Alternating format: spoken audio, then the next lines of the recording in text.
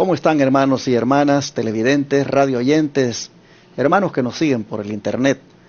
Me alegra estar nuevamente aquí con ustedes, saludándoles y dando inicio a otra semana más con la lección número 12. Ya estamos casi terminando el trimestre. Voy a desarrollar el estudio de hoy y también mañana con mi querido hermano Freddy Quijano. ¿Cómo estás? Muy bien, muy buenos días. Es un privilegio estar nuevamente aquí esperando que el Señor nos dé la fortaleza y la sabiduría para poder hacer este estudio y que podamos poner en práctica cada palabra que leamos. Amén. ¿Quieres orar? Sí.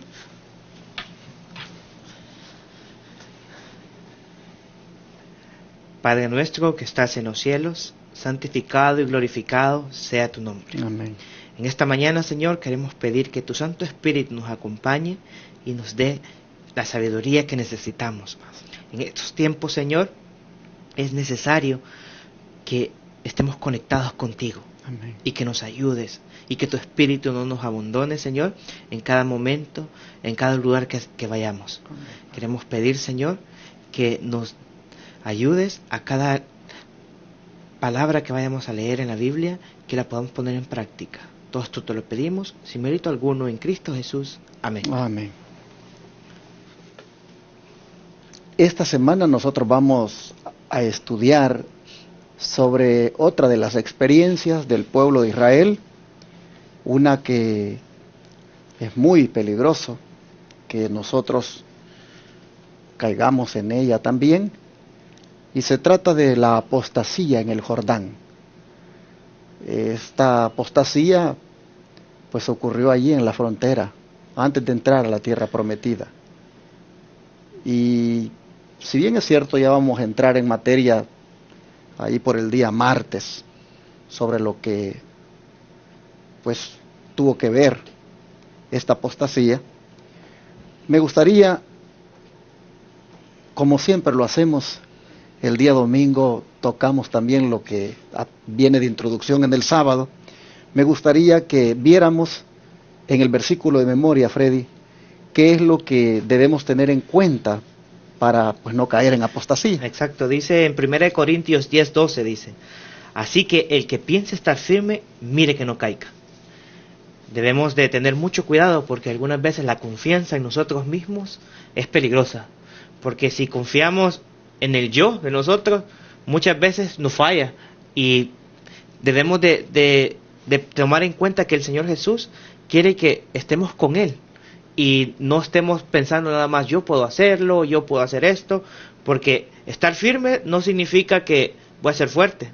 Sino que estar firme debe ser mirar a Cristo Jesús y tener a Cristo Jesús con nosotros, porque Él es el único que nos puede ayudar a no caer en cualquier tentación que pueda venir. Y sabes que si conectamos esta lección con la lección de la semana pasada, nosotros vimos que el pueblo de Israel había tenido una victoria tremenda, ¿verdad?, sobre Sehón y Og. Fueron momentos donde el pueblo de Israel experimentó el triunfo, la fe fue recompensada.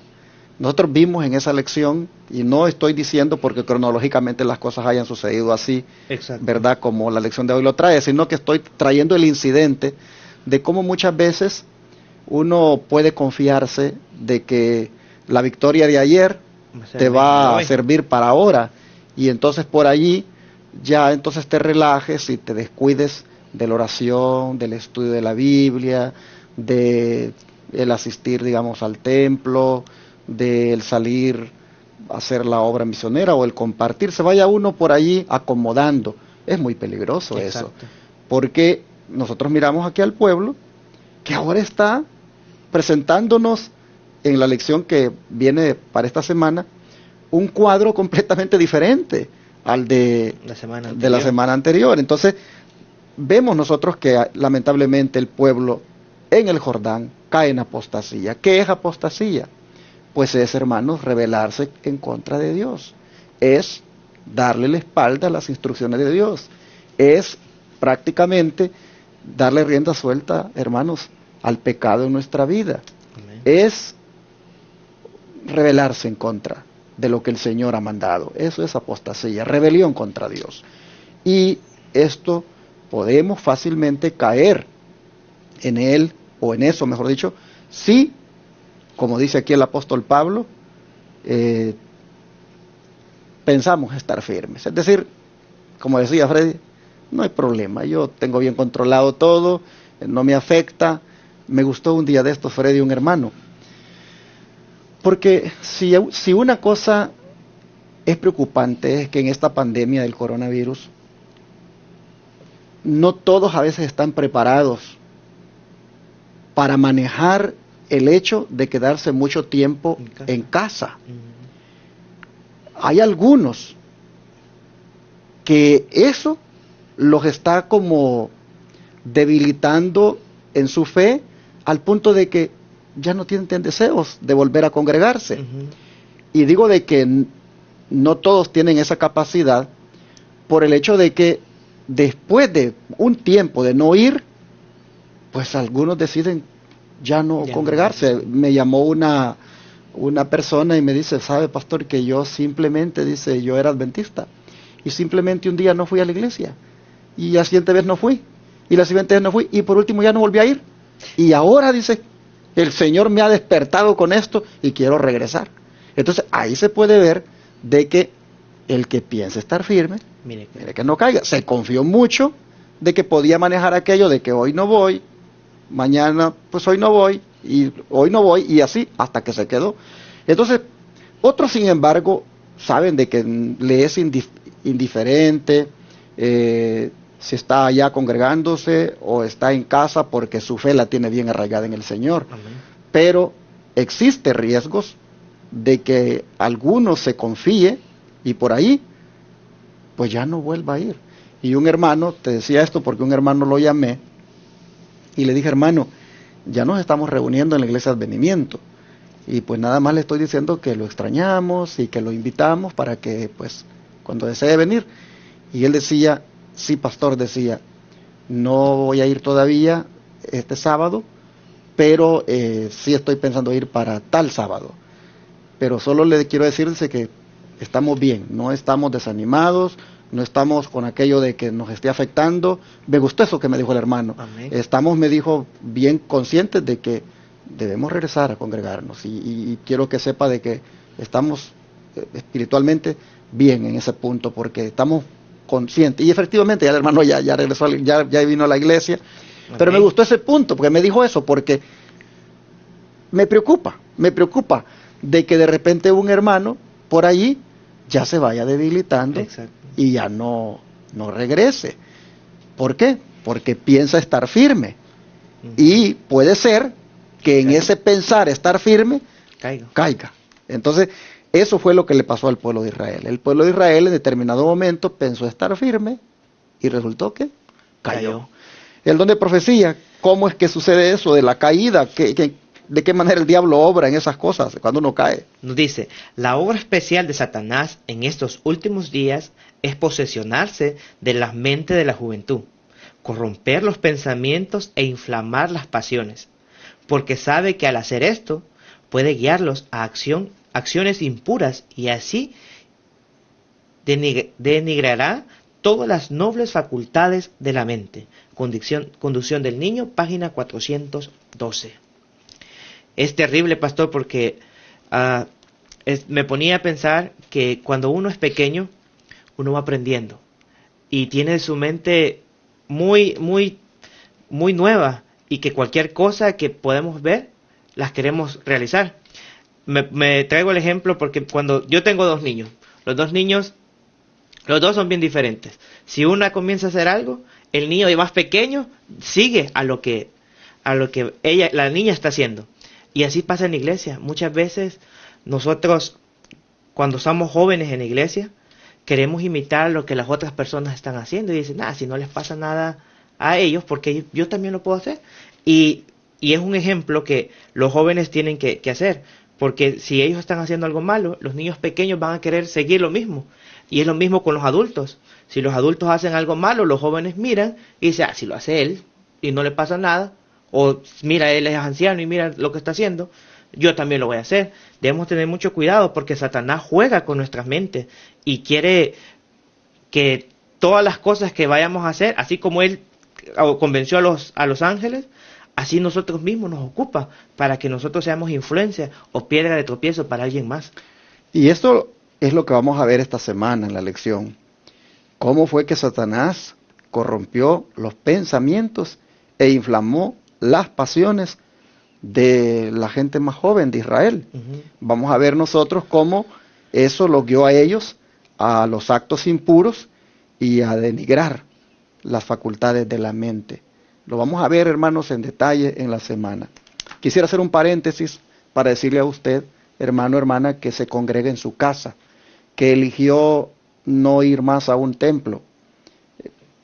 Quiero decirle de que si las razones por las cuales usted lo ha hecho es por la apostasía que hay en ese templo, es por las fiestas paganas que se celebran ahí en ese templo, es por las mundanalidades que están ahí a la orden del día, y usted no se siente confortable adorar a Dios en un ambiente así, y por eso eligió mejor quedarse en casa y no tiene una iglesia de sostén propio cerca, y usted no le está afectando eso de no congregarse, porque para estar en una situación así de apostasía prefiere hacerlo en su casa. Quiero decirle que en su caso usted está bien. El comentario que hice con el hermano Freddy es en relación con aquellos hermanos que pertenecen a una iglesia de sostén propio, que está bien claro de que no se tiene que adorar a Dios en esas formas apóstatas que se hacen hoy, y que sin embargo esta pandemia podría enfriarle al punto de no asistir más. En ese sentido hablé. Pero para los que no tienen un templo, y su casa es el templo, y ahí todos los sábados se congregan, y ahí todos los sábados adoran a Dios, porque prefieren hacerlo así en vez de estar en un templo, donde la música con la que se alaba al Señor va con batería, donde las que ministran las hermanas van con falditas cortas, blusas escotadas, todas pintadas, y ahí están ministrando, donde también ahí se celebran fiestas paganas, y usted dice, esto no se le puede dar a Dios. Si usted prefirió mejor no estar en ese templo y estar en su casa y hacer de su casa su templo, usted está bien. Solamente, mire, ore, estudie, tómese de la mano del Señor, póngase firme. Y los sábados, si tiene la manera de conectarse en vivo con el servicio de la iglesia de advenimiento, hágalo. Pero no todos a veces saben manejar esa valentía que usted ha hecho, y a veces algunos aún de sostén propio podrían debilitarse un poco al ya no estarse congregando, y en ese sentido fue que hice el comentario. Hice este paréntesis para que usted no se vaya a desanimar y vaya usted a pensar de que entonces usted está mal porque pues ya no se congregó. Uno sabe por qué ya no se congrega, y cuando es por razones de apostasía en el lugar donde uno se congregaba, bien hace con mejor pues no asistir para no estar ahí participando de esas apostasías. Bueno, Freddy, el tema de en qué consistió la apostasía, pues como dije, se va a tratar más adelante, creo que va a ser el martes en detalles, pero antes miremos cómo es que sucedió todo, cómo es que el pueblo cayó en apostasía. Tenemos que ir un poquito para atrás y vamos a mirar de que todo comenzó con un plan malévolo, ¿verdad? Con un plan malévolo de un rey que quería ver al pueblo de Dios destruido. Y vamos a mirar, en medio de ese deseo del rey de que el pueblo de Israel fuera destruido, vamos a mirar cómo el favor de Dios estuvo allí protegiendo a su pueblo. Así que bajo el subtítulo de la lección, el favor de Dios es nuestra protección, vamos a mirar de qué rey estamos hablando y cuál era su intención. Así que Balac era ese rey de Moab. ¿Qué pretendía hacer Balac, rey de Moab, y por qué, Freddy? Es curioso, pastor, cuando uno estudia la Biblia nos da el momento para pensar todas estas cosas, que por qué el Señor permite las cosas para que la gente se dé cuenta. Pero vamos a la Biblia, en Génesis números 22. Y vio Balac, hijo de Zippor, todo lo que Israel había hecho a Amorreo, y Moab temió mucho a causa del pueblo, que era mucho, y se angustió Moab a causa de los hijos de Israel.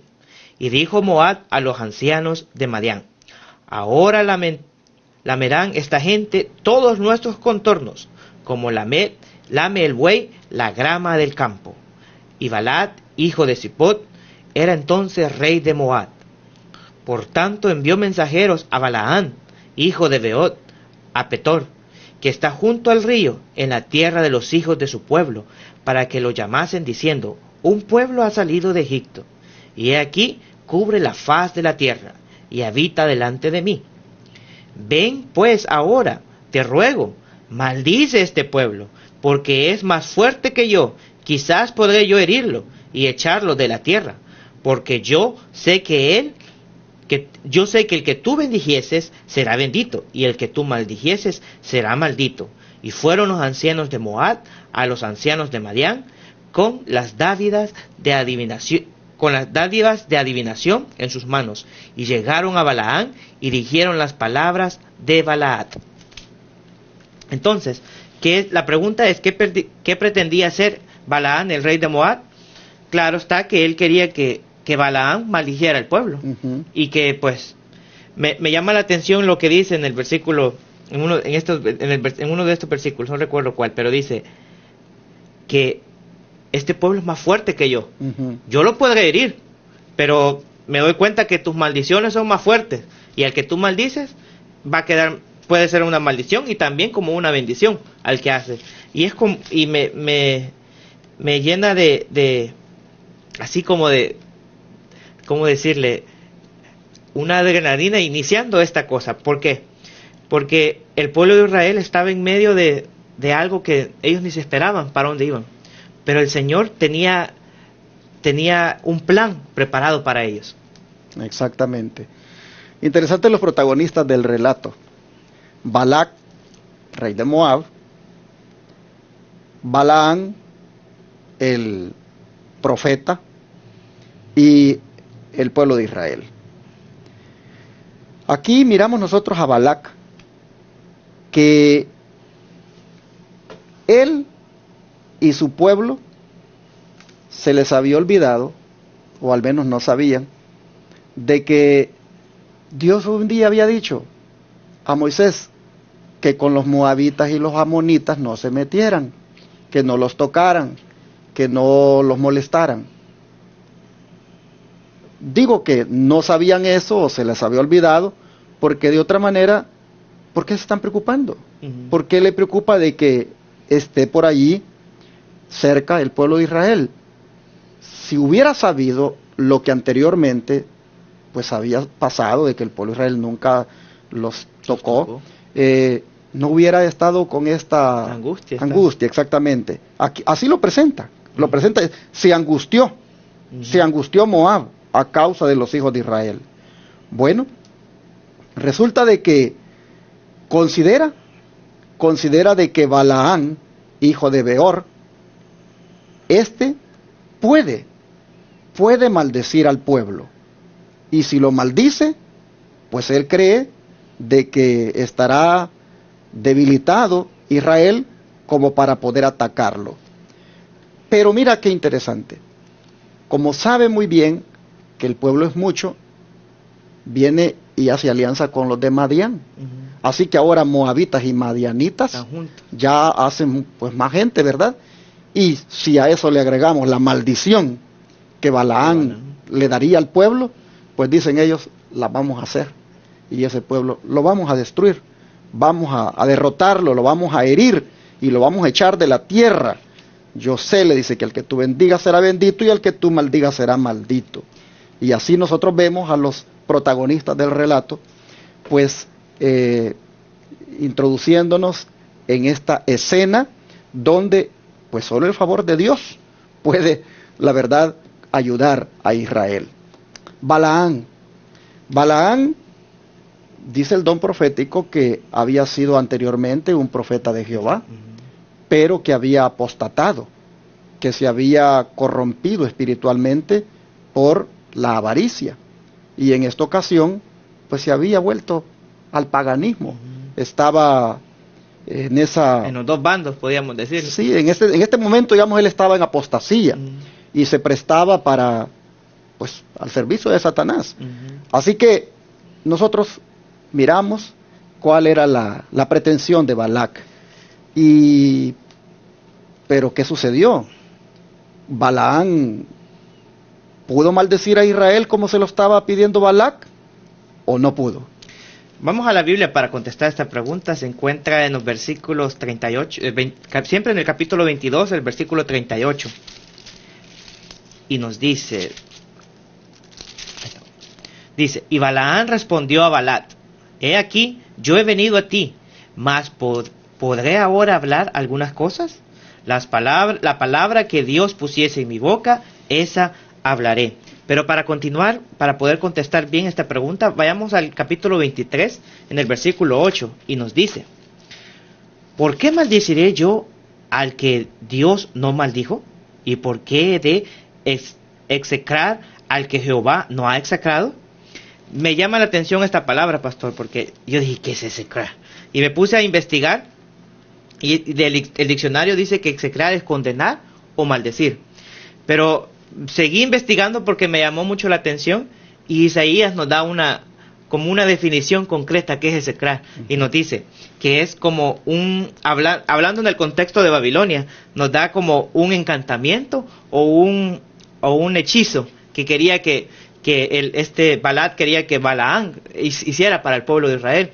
Y es peligroso porque cuando entramos a ese, podemos decir, a ese mundo del misterio oculto, es peligroso, porque Satanás, si nosotros le abrimos un poquito la puerta, él entra y abre la puerta completamente, y es peligroso porque en esos tiempos sabemos que era muy común las maldiciones, porque si nos damos cuenta, recuerden cuando Noé maldijo a Canaán, cuando Goliat estuvo con David y lo maldijo también. Sabemos que el rey de Moab estaba dispuesto a que el pueblo le pasara cualquier cosa, no le importaba qué era lo que le iba a suceder. Y en respecto a la respuesta, vemos que Balaán no pudo maldecir al pueblo de Dios, porque a pesar de que él estaba ya en apostasía, tenía, yo creo que todavía temor a Dios, porque le dice aquí en el versículo 38, él le dice: yo no podré hablar nada de lo que el Señor no me diga. ¿Y cómo voy a maldecir a alguien? Ya en el capítulo 23, ¿cómo voy a maldecir a alguien que el Señor no ha maldecido? Y me imagino yo que yo no temo a equivocarme, que todavía tenía temor al Señor, a pesar de que estaba en apostasía, todavía estaba esa semillita, creo que como que estaba antes.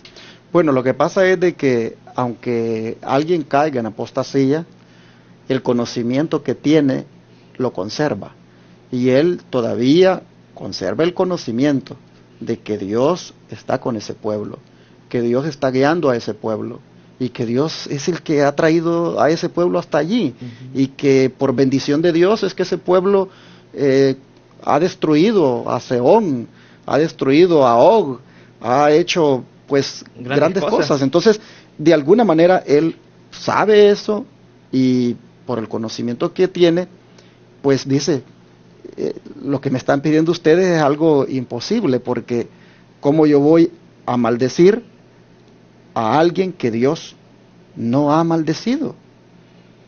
Aquí nosotros vemos cómo cuando el Señor le da a uno la bendición, o cuando el Señor está con uno, pues el Señor va a protegerlo a uno. Exacto. Y así se levante quien se levante en contra de uno, Dios va a hacer la obra. Sí, la palabra de Dios se va a cumplir. Aquí nosotros vemos que el pueblo de Israel, Balaán encuentra que realmente él no puede hablar otra cosa que no sea lo que Dios le ponga.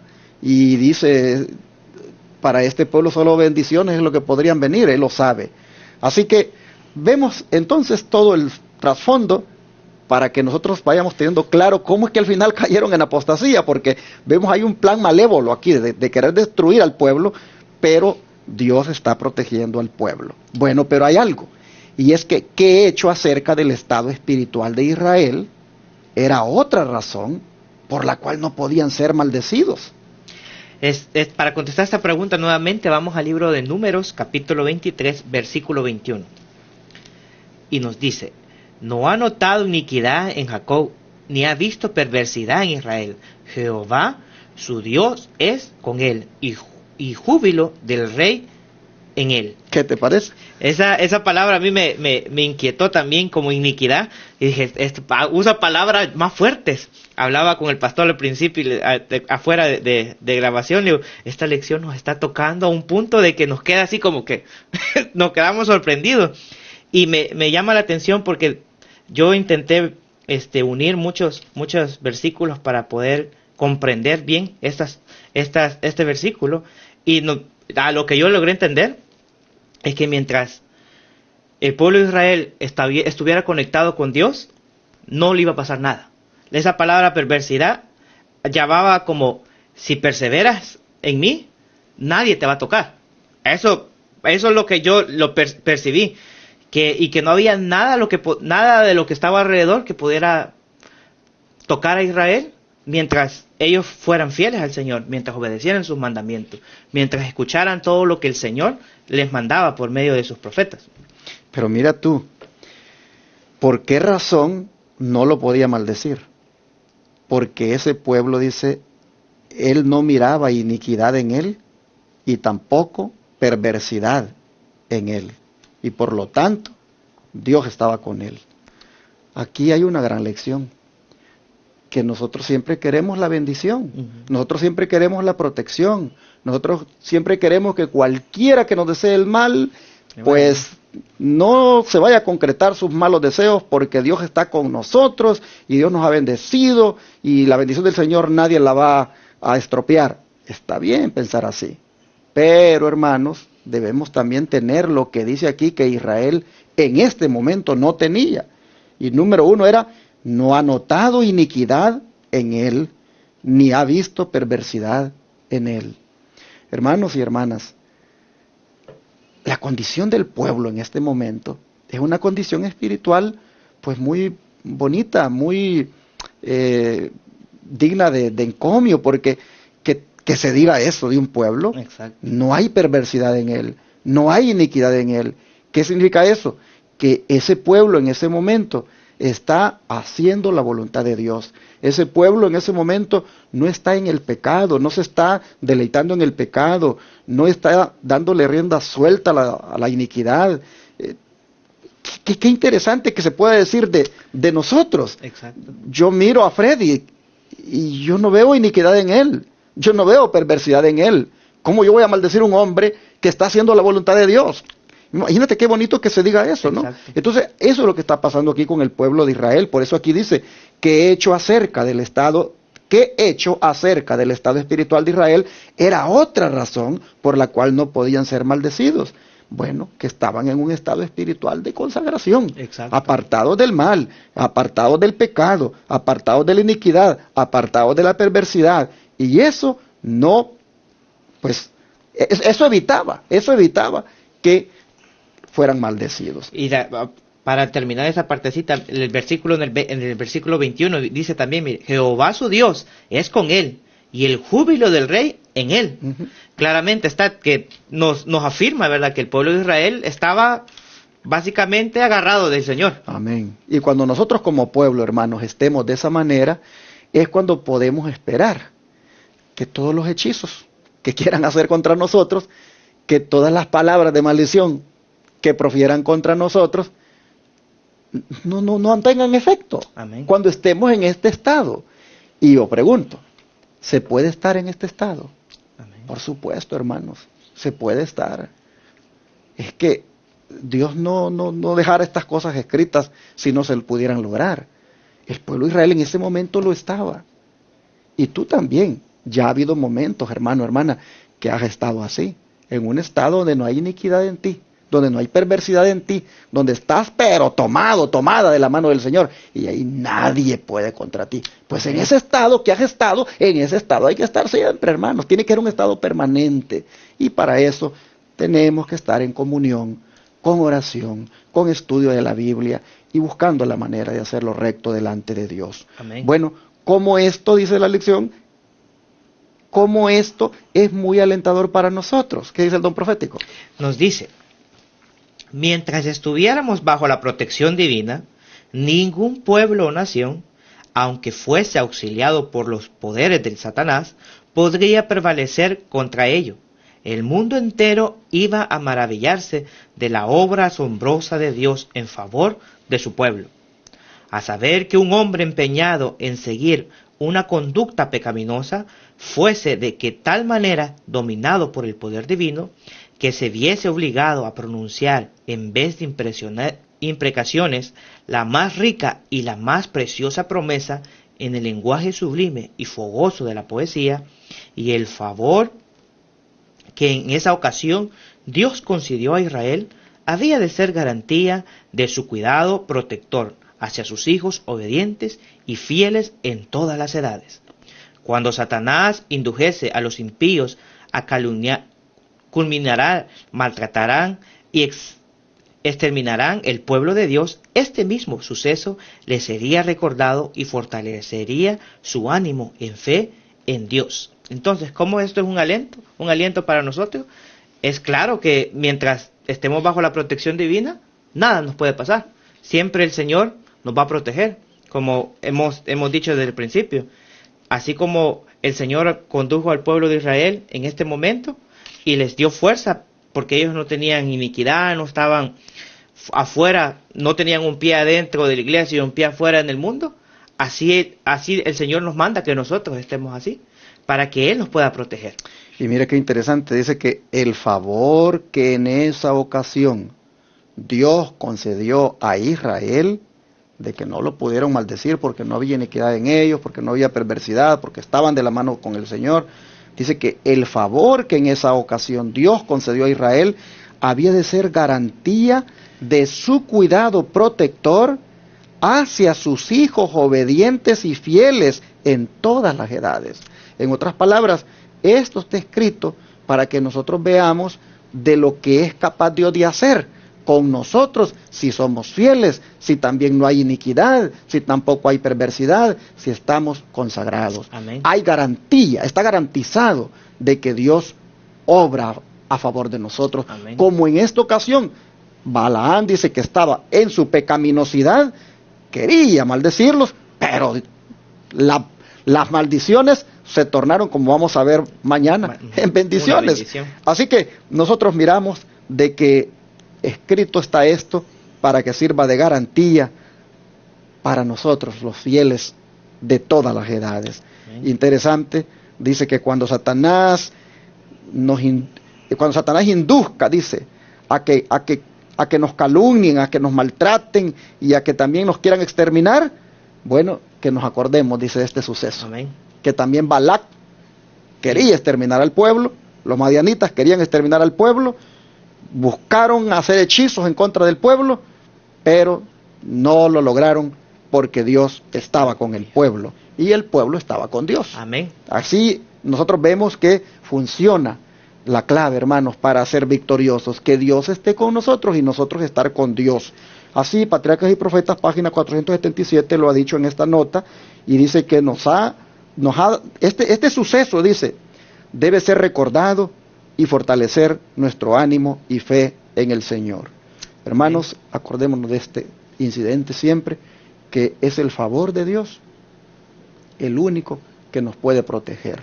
Amén. Y hay que estar preparados, porque Balac nuevamente, con Madián, nuevamente, van a aparecer aliados al final de este tiempo, para desearnos a nosotros el mal, para también querer exterminarnos, y van, hermanos, a buscar maldecirnos de todas formas. Yo puedo ver aquí en Balac y Madián a aquella alianza que va a haber entre la iglesia y el Estado. Cuando la iglesia y el Estado se junten y ellos impongan esa marca de la bestia, entonces puedo ver de que otra vez como pueblo nos miraremos enfrentados a una situación como Israel acá. Pero si nos acordamos de este incidente y estamos de la mano del Señor, miraremos cosas maravillosas. Amén. Que Dios va a hacer. Así que vamos a orar y a invocar a que el favor de Dios nos siga protegiendo, hermanos, ahorita, ya en esta pandemia en la que estamos enfrentados, y también cuando se aparezca Balac y Madián, símbolos nuevamente de esa unión de la iglesia y el Estado, donde harán otra vez lo mismo que quería hacer Balac y Madián en contra de nosotros. Vamos a orar para que Dios nos ayude y que el favor del siempre nos acompañe. Vamos a rodearnos.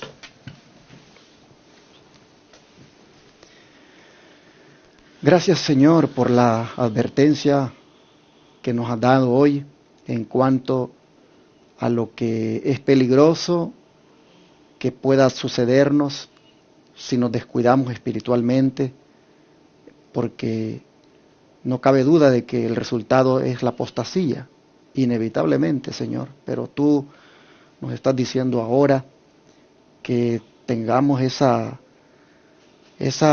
sabiduría de tal manera que no pensemos que porque estamos firmes no podremos caer, y para evitarlo, por lo tanto, es necesario cuidar las avenidas del alma y no dejar que el enemigo entre por allí.